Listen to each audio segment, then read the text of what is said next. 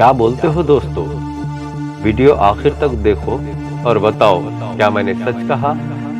भारत में मजहब की बुनियाद पर अगर कोई कानून बनाया गया तो CAA था। असदुद्दीन अवैसी के आने से मुसलमानों की राजनीतिक सोच ने काफी तरक्की की है। क्या अखिलेश यादव के मंच पर डाइस पर आपने कोई मुस्लिम नेता को देखा? कल तक तो जो सेक्युलर पार्टियां मुशायरा कराकर रमजान में दिन भर ठूस कर खाने के बाद शाम को मुंह सुखाकर रोजेदारों के दस्तरखान पर बैठकर दावत उड़ाती थी,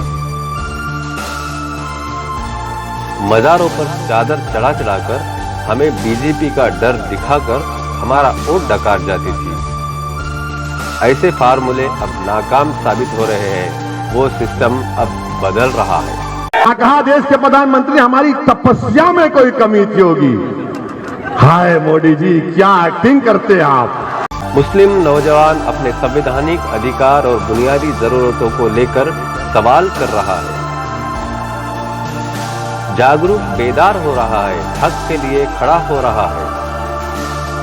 उम्मीद है मुसलमानों की लीडरशिप भी खड़ी होगी जैसे दिगर जात बिरादरियों की हुई है।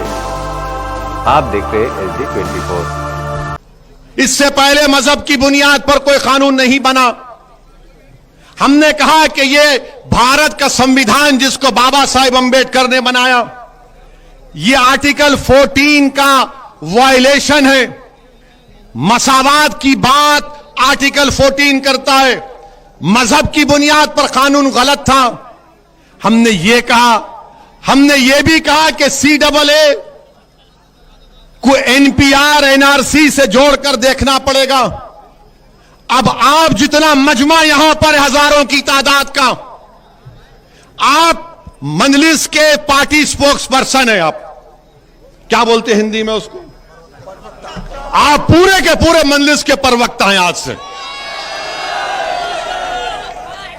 CAA का कानून याद रखो। आप अगर किसी के पास कलम है तो लिख लो।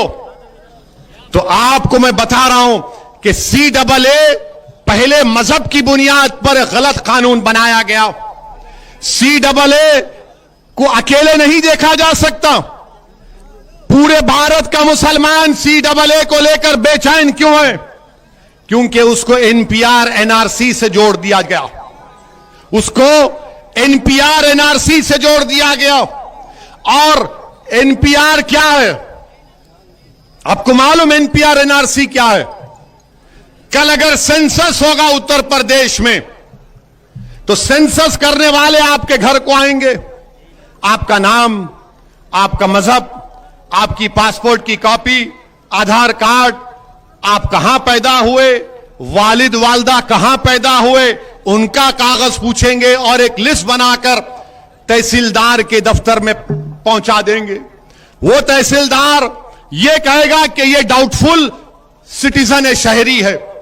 फिर आपसे कहा जाएगा असदुद्दीन ओवैसी से कि बताओ तुम इस भारत के शहरी हो या नहीं हो।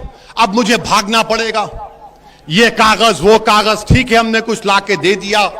फिर उसके बाद तहसील के ऑफिस में लिस्ट लगाई जाएगी। वहां पर ये संघ परिवार के लोग जाएंगे और जहां जहां मुसलमान का नाम रहेगा वो बोलेंगे ये डाउटफुल है, ये डाउटफुल है, ये भारत का शहरी नहीं है। फिर हमको अपनी शहरियत को साबित करना पड़ेगा। ये NPR NRC है, इसके खिलाफ हम हैं। अब आप सवाल करेंगे कि असदुद्दीन ओवैसी ये तो हुआ नहीं। तो मैं आपसे कह रहा हूं ये आसाम में हो चुका है। क्या हुआ आसाम में? सुप्रीम कोर्ट ने करवाया। वहां पर 19 लाख के नाम नहीं आए, जिसमें से 3.5 लाख मुसलमान के नाम थे। अब जब CAA आ गया, कानून बन गया ना, CAA कानून बन गया, तो वो जो गैर मुस्लिम है, जो 3.5 लाख मुसलमान को छोड़कर जो 15.5 लाख गैर मुस्लिम है, उनको CAA से उनको भारत का शहरी करार दे दिया जाएगा। और ये 3.5 लाख को फॉरेनर्स ट्राइब्यूनल कोर्ट में जाकर अपनी शहरियत को साबित करना पड़ेगा। ये होगा, याद रखो। अगर मोदी NPR NRC करेगा तो पूरे भारत में होगा।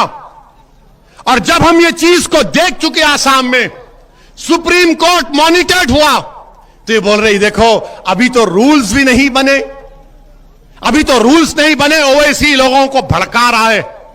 मैं भड़का नहीं रहा हूं, बल्कि हिंदू अखबार, अंग्रेजी का अखबार है, एक मशहूर जर्नलिस्ट है, बहुत मशहूर, जिसका नाम मोहतरमा विजयता सिंह है। गूगल में जाओ, हजरत गूगल में जाकर देखो, विजेता सिंह का नाम लिखो। हिंदू अखबार में विजेता सिंह ने मोदी की हुकूमत का जो एनपीआर का फॉर्म है उसको अखबार में शाये किया। हमने उसकी मुखालिफत की।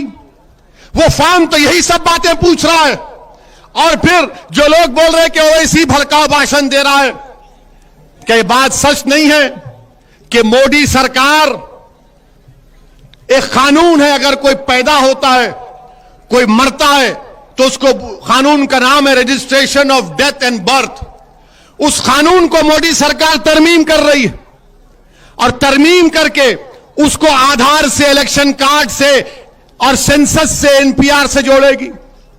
इसकी मुखालिफत कौन किया पूरे भारत में? असदुद्दीन ओवैसी ने किया। मरकजी हुकूमत ने आवाम से पूछा कि आप इस पर ऑब्जेक्शन है तो लिख कर दीजिए। हमने अमित शाह की मिनिस्ट्री को इसके खिलाफ ऑब्जेक्शन लिख कर दिया, और हम फिर से कह रहे हैं, अगर registration of birth and death के कानून में तरमीम होगी, वो बिल पार्लियामेंट में लाया जाएगा, तो इंशाअल्लाह ताला असदुद्दीन ओवैसी और इम्तियाज जलील उस कानून की मुखालिफत करेंगे। वो काला कानून होगा, वो एनपीआर एनआरसी की तैयारी होगी।